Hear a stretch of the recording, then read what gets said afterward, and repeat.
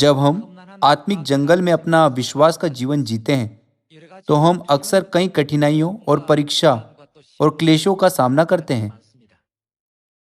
जब इजरायलियों ने परमेश्वर को केंद्र में नहीं रखा और उनके मन परमेश्वर पर आधारित नहीं थे, तो वे जंगल में अपनी 40 साल की यात्रा के दौरान गिर गए।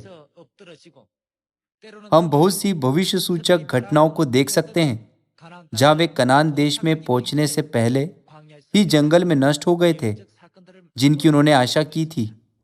अनंत स्वर्ग के राज्य की ओर चलने की हमारी प्रक्रिया उसी के समान है। क्या इसी कारण से परमेश्वर हमें भविष्यवाणियों के रूप में वह बातें नहीं दिखाते जो उनके साथ हुई थी? जंगल में 40 साल की यात्रा के दौरान मिस्र से निकलने वाले कई लोग जंगल में मर गए। ऐसा इसलिए था क्योंकि कनान देश की यात्रा कई बार कठिन और मुश्किल थी। यदि यह हमेशा आसान होता, तो सभी लोग कनान में प्रवेश करते।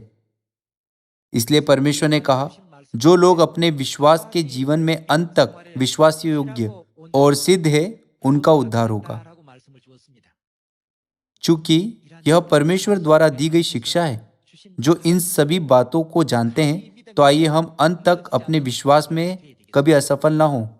आइए हम दूसरा कुरिन्थियों अध्याय 5 आयत 17 पर जाएं। इसलिए यदि कोई मसीह में है, तो वह क्या है? वह नई सृष्टि है। अतीत में जब हम परमेश्वर को नहीं जानते थे, उससे हमें अलग होना चाहिए। यदि हमारे पास अभी भी वही विचार है जो हमारे पास अतीत में थे, वही मन है जो हमारे पास अतीत में था, और वही इच्छा है जो हमारे पास थी, तो अब हमें बदलना चाहिए। इस दुनिया के लिए हमारे पास जो आशा थी, उसे स्वर्ग के राज्य की आशा में बदलना चाहिए।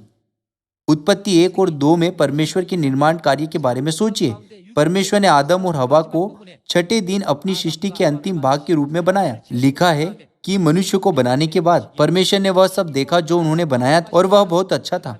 फिर उन्होंने अपने सभी कार्यों से विश्राम किया। जब हम अनंत स्वर्ग के राज्य में अनंत विश्राम में प्रवेश करें, तो परमेश्वर हम में से प्रत्येक का सहर्ष स्वागत करेंगे।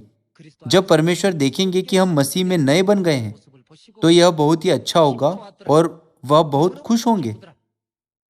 वह कहेंगे, तुमने पृथ्वी पर सब प्रकार की पीड़ाओं और दुखों पर और अपने विश्वास के जीवन में सभी परीक्षाओं और क्लेशों पर जय पाई। मुझे यह देखकर बहुत खुशी हुई कि आपने अपने विश्वास को बनाए रखा है और अंत तक दौड़ा है। तुम मेरी संतान हो, जो मुझे बहुत प्रसन्न करती है। अब से मैं तुम्हें स्वर्ग के राज्य में राज्य पदधारी याजक बनाऊंगा। इस महिमा के लिए हम अब विश्वास के मार्ग पर चल रहे हैं। ऐसी महिमा प्राप्त करने के लिए हमें खुशी खुशी परमेश्वर का कार्य करना चाहिए।